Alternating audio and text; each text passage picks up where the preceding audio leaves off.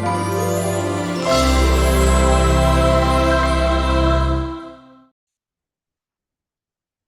everyone, welcome back to HM Chemistry channel.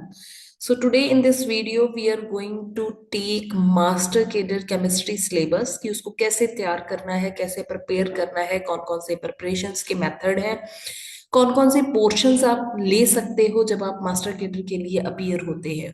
So we are going to discuss all these points in coming video. सबसे पहला point जो आपका होता है कि मास्टर केडर का पेपर अगर आपने देना है, पेपर का पैटर्न क्या है. तो सबसे पहले पेपर जो रहेगा वो एमसीक्यू मोड में होगा, मल्टीपल चॉइस क्वेश्चंस होंगे, 4 ऑप्शंस आपको दिए जाएंगे. सेकंड है paper is in bilingual mode, means English के साथ साथ अनदर लैंग्वेज आपको दी जाती है. टोटल 150 मार्क्स का पेपर होता है और हर क्वेश्चन 1 मार्क का होता है और नेगेटिव मार्किंग यहाँ नहीं होती. This is very good good option basically. So 150 marks में से स्टूडेंट कौन कौन से पोर्शन अडॉप्ट करेगा. आपको पेपर में 5 पोर्शंस दिए जाएंगे if you are appearing for science paper. Master cadre science के लिए अगर आप अपीयर हो रहे हो तो आपको 150 मार्क्स का पेपर मिलेगा जिसमें आपके पास दिए जाएंगे फिजिक्स, आपके पास दिया जाएगा केमिस्ट्री का ऑप्शन, जोलॉजी,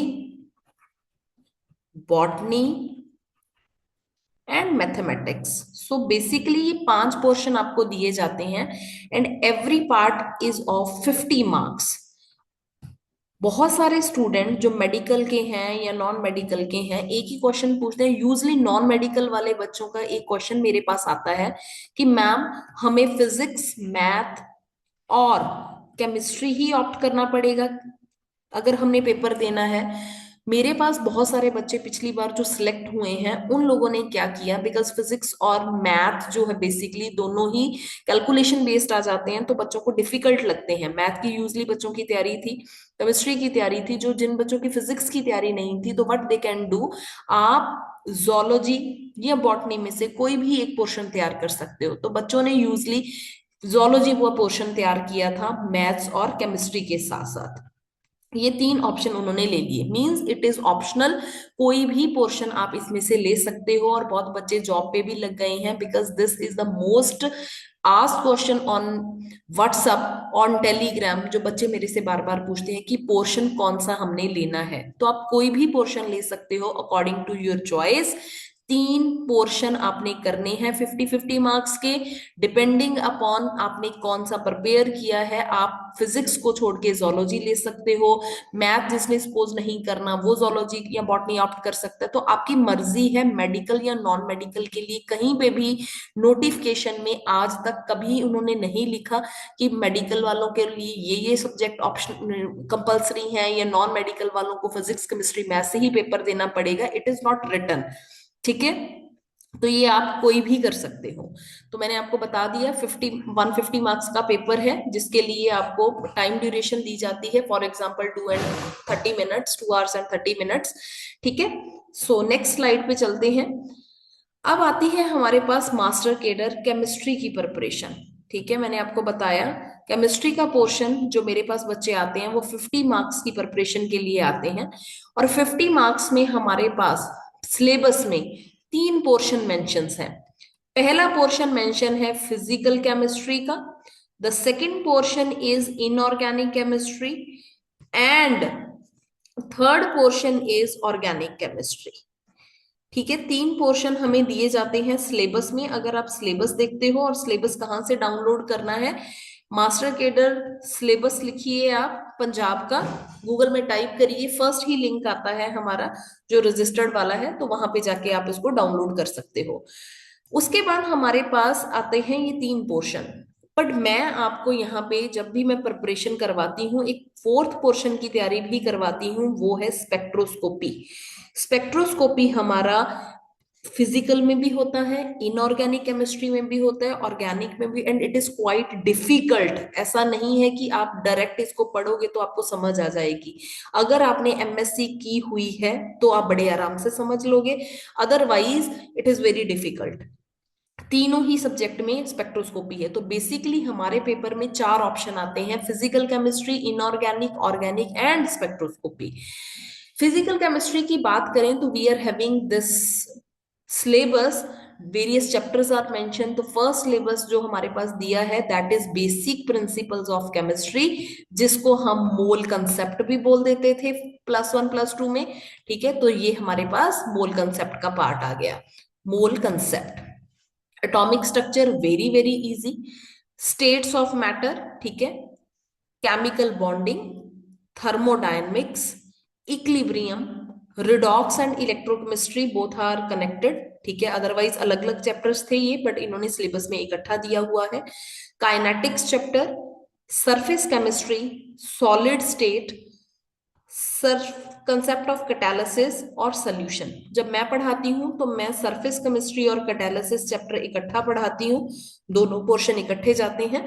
ठीक है, तो ये चैप्टर हम यहीं पे पढ़ लेते हैं साथ में, और सॉलिड स्टेट और सॉल्यूशन जो है मैटर की स्टेट्स हैं, तो हम इसको पढ़ लेते हैं। तो फिजिकल केमिस्ट्री में इतने सारे चैप्टर्स हैं। ठीक है, उसके बाद आता है इनऑर्गेनिक केमिस्ट्री। इनऑर्गेनिक केमिस्ट्री हमारे पास सबसे पहला चैप्टर है केमिकल पीरियोडिसिटी, जिसमें आप पीरियोडिक टेबल के जर्नल ट्रेंड्स को पढ़ते हो, ये आपको याद होना जरूरी है। सेकंड आपके पास आता है मेटल्स का चैप्टर, मेटल की isolation. Third chapter is hydrogen, S block, P block, D and F block, ये दोनों अलग अलग हैं बट दिया सिलेबस में इकट्ठा है।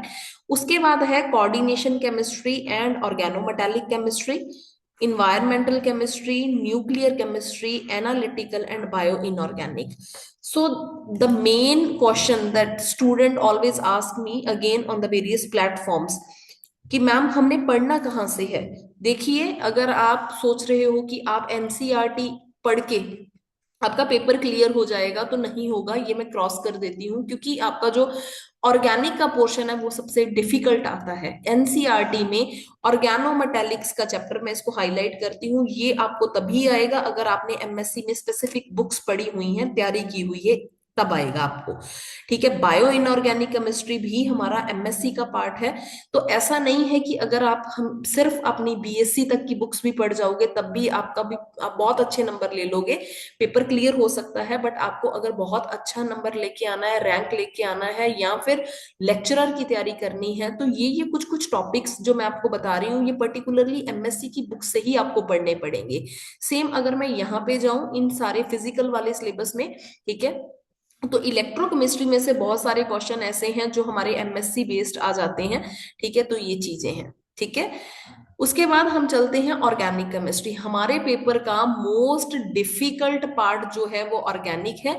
और हमारे पेपर में अगर हम बात करें, पेपर में हमारे पास ऑर्गेनिक का पोर्शन जो है वो 25 से 30 नंबर का आता है। बहुत बहुत मतलब वेटेज सबसे ज्यादा इसकी रहती है। 25 मार्क्स का आप मान के चलो, 30 मार्क्स मैं लिख रही हूँ विद स्पेक्ट्रोस्कोपी क्वेश्चन, तो मिनिमम 25 मार्क्स का पेपर तो यहाँ से आएगा ही आएगा।